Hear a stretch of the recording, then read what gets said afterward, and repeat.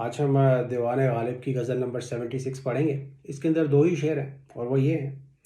बीमे रकीब से नहीं करते विदाए होश, बीमे रकीब से नहीं करते विदाए होश, मजबूर या तलक हुए ए इख्तियार है।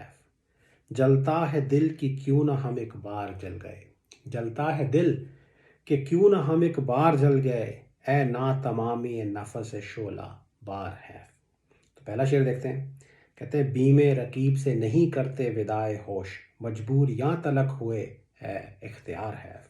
तो जो लफ्ज़ इसके अंदर यूज़ किए गए हैं, बीमे रकीब का मतलब है रकीब का डर। या रकीब वो हुआ अगर आप एक महबूब से दोनों प्यार करते हैं तो दोनों एक दूसरे के रकीब हुए, द राइवल इन लव। या और विदाए होश का मतलब है होश से विदाई लेना, take leave of your consciousness और अलर्टनेस। इस केस में आप देखें कि अगर आप होश से विदाई लेते हैं तो या होश को विदा करते हैं तो आप रिलैक्स कर जाते हैं, right. You are not, you let your guard down, you may be आप चैन की नींद सो जाते हैं या शराब पी के अपने होश खो देते हैं। So basically you are able to relax. इस केस के अंदर वो नहीं कर पा रहे विदाए होश। और इख्तियार का मतलब तो आपको पता ही है, सेंस ऑफ कंट्रोल। हैफ जो है ये एक अफसोस का एक्सप्रेशन होता है।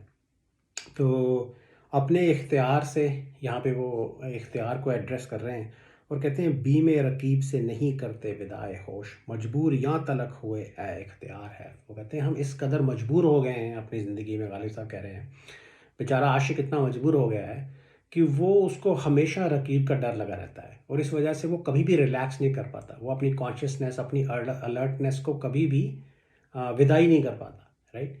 तो वो कभी चैन की नींद नहीं सो पाता, वो कभी भी किसी भी सर्कमस्टेंस में he is not able to let his guard down.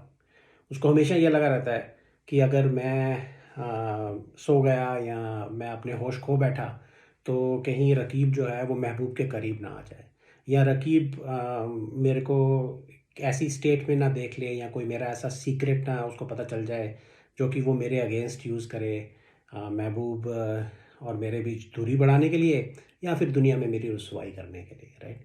तो ये आप देखें, इन्होंने दूसरी लाइन में इख्तियार से बात कर रहे हैं ये। तो अपने कॉन्शियसनेस, अपने होश के ऊपर भी उनको इख्तियार नहीं रहा, उसके ऊपर भी इफ़ेक्टिवली जो रकीब है उसका ही कंट्रोल हो गया है, राइट। क्योंकि उसके डर की वजह से वो कभी भी अपने होश नहीं खो पाते या कभी भी रिलैक्स नहीं कर पाते। He is always alert and consciousness, क्योंकि उनको हमेशा रकीब का खटका, रकीब का डर लगा रहता है।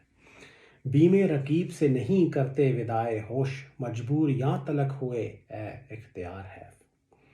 और दूसरा शेर देखें कि जलता है दिल कि क्यों ना हम एक बार जल गए, ए ना तमामी नफस शोला बार है। तो नफस से शोला बहार का मतलब है एक ऐसी सांस जो कि शोले बिखेरती हो, right, like flame shedding breath, कि आप सांस लें या सांस निकालें तो उसके साथ चिंगारियाँ निकलें या शोले निकलें। और ना तमामी का मतलब है इनकम्प्लीटनेस और इनइफेक्टिवनेस। या तो ये हमने इससे रिलेटेड दो शेर पहले पढ़े हैं। गालिब साहब का बड़ा मशहूर शेर है जिसकी दूसरी लाइन है कि मुझे क्या बुरा था मरना अगर एक बार होता। तो राइट, उनको जो मौत आ रही है वो आस्ता आस्ता आ रही है, like it's a process of slow torture. वो चाहते हैं कि मेरे को मरना भी मंजूर था अगर एक बार में मैं मर जाता। इस केस के अंदर मौत भी जो आ रही है वो आस्ता आस्ता आ रही है एंड इट्स वेरी पेनफुल। या तो यहाँ पे भी सिमिलर सिचुएशन है। एक दूसरा शेर हमने पढ़ा था जिसमें वो कहते हैं कि क्यों जल गया ना ताबे रुखे यार देख कर, जलता हूँ अपनी ताकते दीदार देख कर। उसका भी एक रंग इस शेर के अंदर है।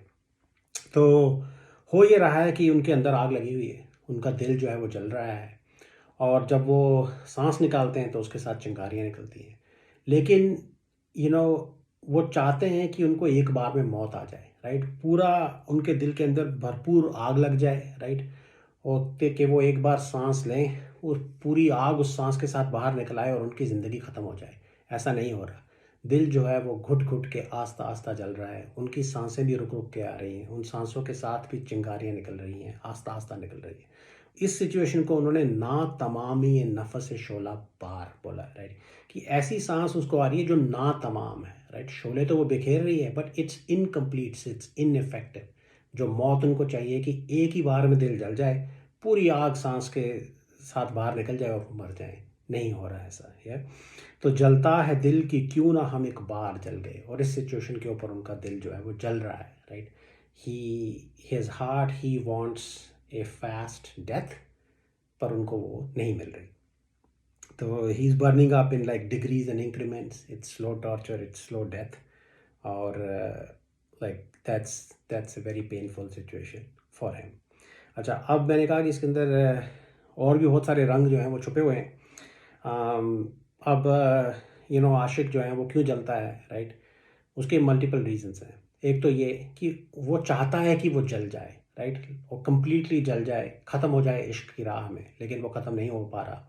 This is a cause for him burning up. He is burning up because he is failing to physically burn up in love, right. वो है। दूसरा ये कि उसको हो सकता है महबूब की कंप्लीट अटेंशन या निगाह नहीं मिल रही, राइट। ये भी एक मेटाफर यूज़ किया जाता है कि महबूब आपकी तरफ देख ले तो आप वहीं ख़त्म हो जाते हैं, लेकिन उसको पूरी अटेंशन नहीं मिल रही। That's another cause for the slow death and the torture that he is experiencing. और इन जनरल इश्क या ज़िंदगी की के दुख दर्द उनको सहने पड़ रहे हैं, उसकी वजह से भी उनके अंदर आग लगी हुई है, या मेटाफोरिकली वो जल रहे हैं।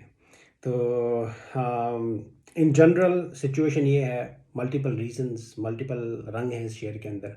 ओवरऑल सिचुएशन ये है कि he is experiencing this slow death, this slow torture, right. उनकी तमन्ना ये है कि वो एक बार भरपूर जल के ख़त्म हो जाएं, लेकिन ऐसी मौत उनको नहीं आ रही। तो शेर को फिर से पढ़ देते हैं कि जलता है दिल कि क्यों ना हम एक बार जल गए, ए ना तमाम ये नफस शोला बार हैफ। या हैफ उन्होंने यूज़ किया है, इसी बात का उनको अफसोस है कि उनकी जो सांस है, जो शोले बिखेर रही है, वो इनफेक्टिव है, राइट। इस बात से ये लगता है कि जो सांस है वो चिंगारियाँ पैदा कर रही है, लेकिन ऐसा नहीं है, राइट। सांस जो है इट्स ए प्रोडक्ट, जो चिंगारियाँ सांस के ज़रिए बाहर आ रही हैं वो इस वजह से हैं क्योंकि उनके अंदर, उनके दिल के अंदर आग लगी हुई है। जलता है दिल कि क्यों ना हम एक बार जल गए, ए ना तमामी नफस शोला बार हैव, right. He wants a quick fast and complete death, but what he is getting is slow torturous death. तो ये तो थे दोनों शेर। I hope it made sense. Thank you.